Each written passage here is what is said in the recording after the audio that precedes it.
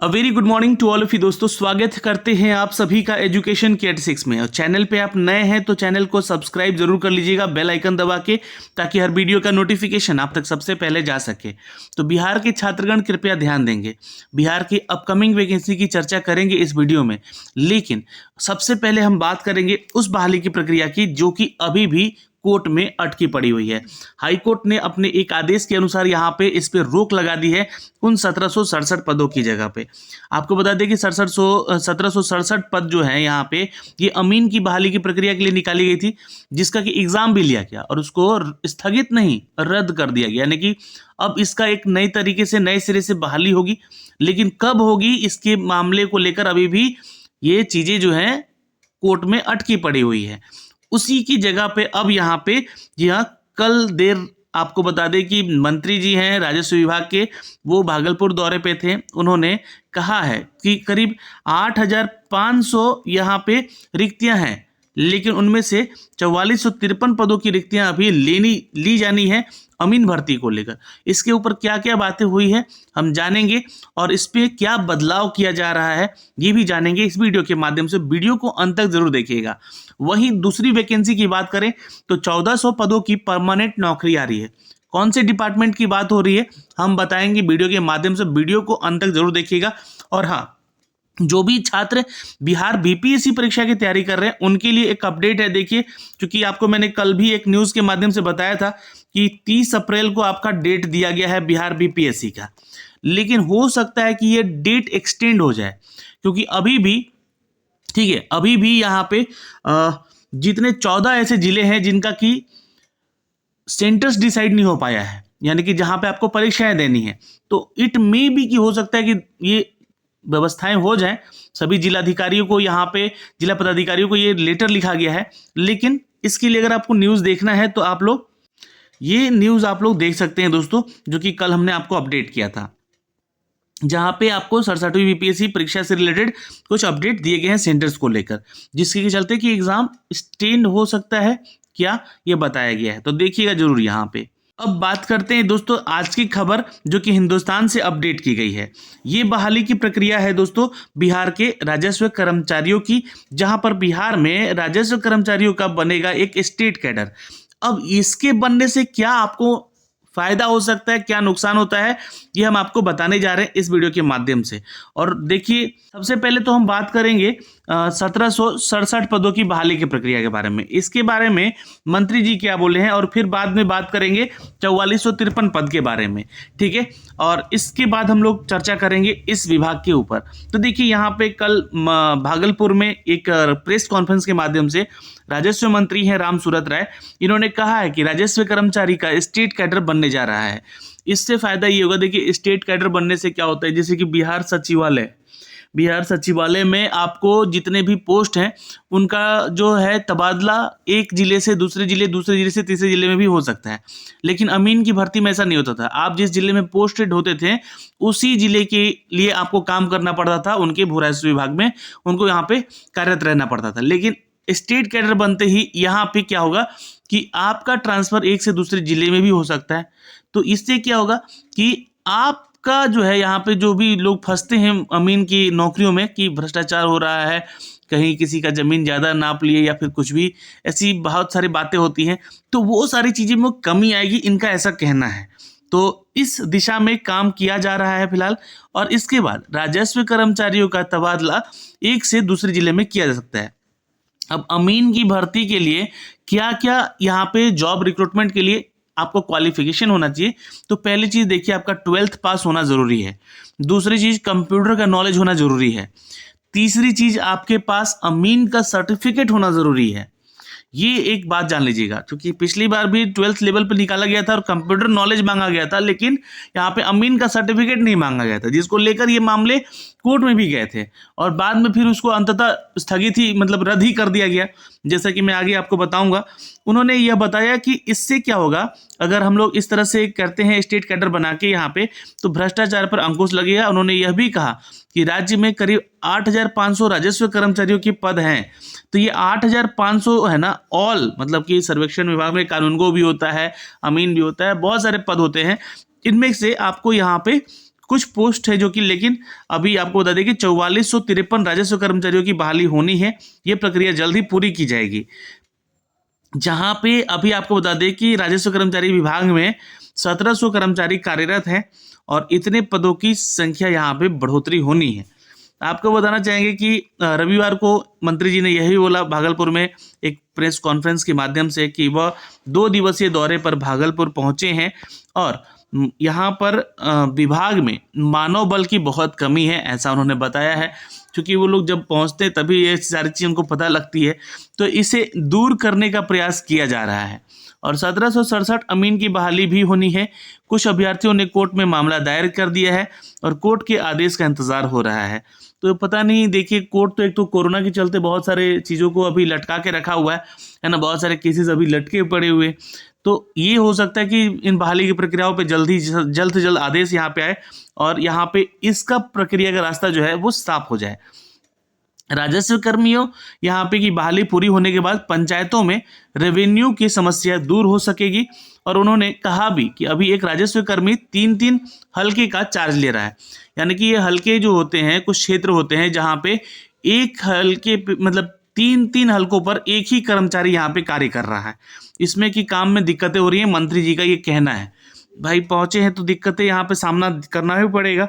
आप क्षेत्र का भ्रमण करें तभी तो आपको हमारी दिक्कतें समझ में आएंगी, आप लोगों को इस चीज़ को लेकर। यहाँ पे अभी तक यहाँ पे जो व्यवस्थाएं हैं, जो भी राजस्व कर्मचारियों की जिस जिले में बहाल होते हैं वही रिटायर होते हैं, ऐसा हो रहा है, अभी तक हो रहा है। लेकिन स्टेट कैडर बनने के बाद यहाँ पर एक दूसरे जिले में भी तबादला हो सकेगा। और राजस्व मंत्री ने कहा है कि आगे होने वाले सर्वे और धार्मिक न्यास बोर्ड के ऊपर जमीन पर रियायती के नाम पर सवेदार नहीं बल्कि मठ मंदिर भगवान का नाम होगा, जो कि यहाँ पे ताकि उस जमीन को कोई बेच ना सके। और अभी लगभग 60,000 एकड़ धार्मिक न्याय जमीन है, जो कि इनमें से 30 से 40,000 एकड़ जमीन बेच दी गई है। बेची गई जमीन न्यास को वापस करना होगा। और यहाँ पे मंत्री जी ने इसके ऊपर बोला भी कि राजस्व मंत्री सूरज राय ने बोला भी यहाँ पे कि भाजपा के वरिष्ठ नेता पूर्व मंत्री सुरेश शर्मा द्वारा लगाए गए आरोप की जवाबदेही होगी। और उन्होंने यह भी कहा कि पार्टी के वरिष्ठ नेता हैं लेकिन चुनाव हार गए हैं, उनकी उम्र भी हो गई है, जानकारी के अभाव में कुछ टिप्पणियां भी कर रहे थे। तमाम बातें पार्टी के फोरम में रखने पर यहाँ पर बोले हैं वो रखेंगे। और उन्होंने कहा कि वो मुजफ्फरपुर में जो शमशान की ज़मीन पर पूर्व में अपने द्वारा स्वीकृत STP बनवाना चाह रहे थे, वहाँ पर शमशान और कब्रिस्तान की ज़मीन किसी सूरत में हस्तांतरित नहीं हो सकती है, इसलिए स्थानीय लोग भी इसका विरोध कर रहे हैं। दरअसल पूर्व मंत्री राजस्व मंत्री पर कई गंभीर आरोप भी लगाए गए थे। भू माफिया हैं, वहाँ पे 60 घाट बनाकर रखे हुए और दादागिरी की बातें करते हैं। तो ये सारी बातें वहाँ के जो भागलपुर क्षेत्र और मुजफ्फरपुर क्षेत्र की हैं, जो कि यहाँ पे बताई गई हैं। इससे आपका बहाली से कोई मतलब नहीं है, लेकिन बहाली की प्रक्रियाओं के लिए इन्होंने साफ कर दिया है कि ये बहाली की प्रक्रिया जल्द से जल्द यहाँ पे हो जाएगी आपकी, और इसके मामले समाप्त किए जाएंगे।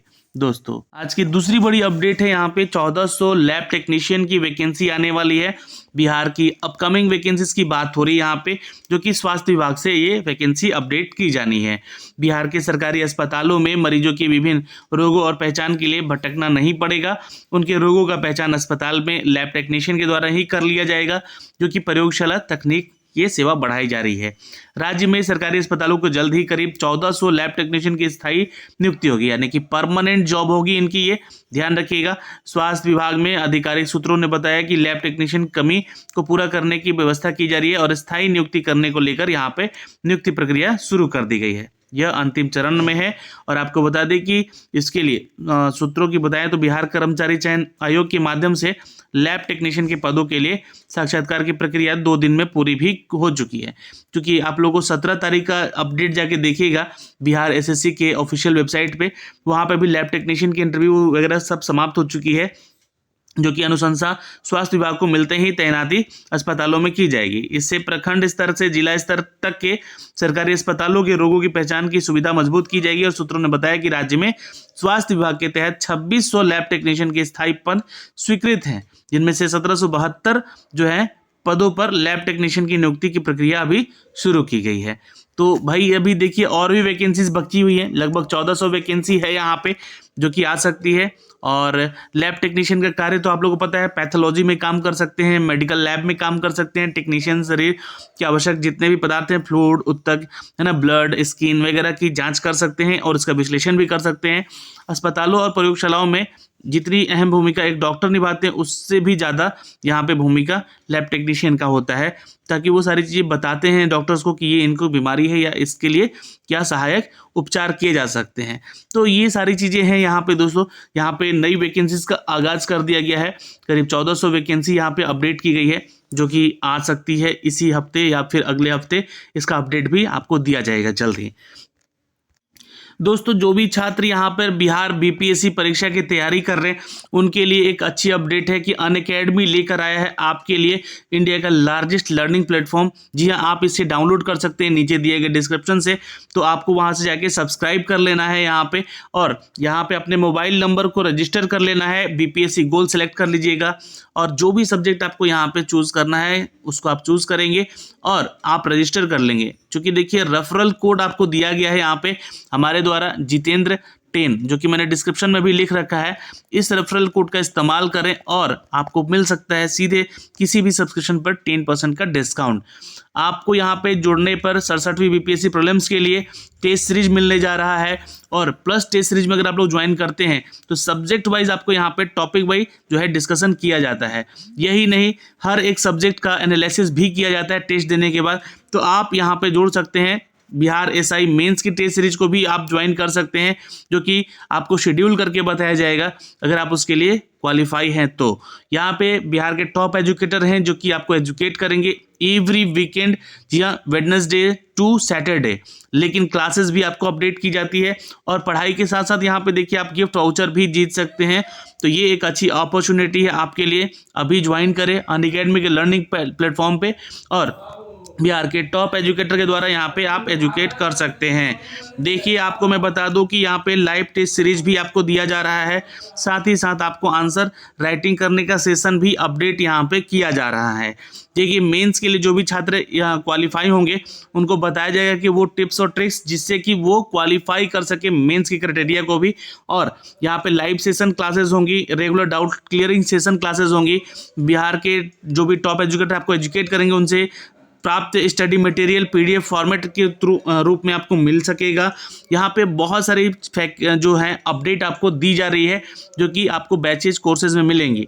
आप लोगों को बता दें कि 16 फरवरी से एक बैच शुरू हो चुका है जहाँ पे शशि शरण सर और जसवंत सर जो हैं आप लोगों के बीपीएससी मेंस की बैचेज को लेकर आगे बढ़ चुके हैं। तो आप लोग भी इस बैच में ज्वाइन करिए। जीएस पेपर 1 की तैयारी यहाँ पे शुरू हो चुकी है, हिस्ट्री और जीएस यानी कि करंट अफेयर को लेकर। तो दोस्तों अब देर ना करें, जल्द करें। आप 1 साल या 2 साल या फिर 6 महीने की कोर्सेज को ज्वाइन कर सकते हैं with the referral code Jitendra 10। धन्यवाद दोस्तों, मिलेंगे आपसे अगले वीडियो में। तब तक के लिए बाय बाय, टेक केयर, ध्यान रखिएगा अपना और अपने परिवार का। धन्यवाद।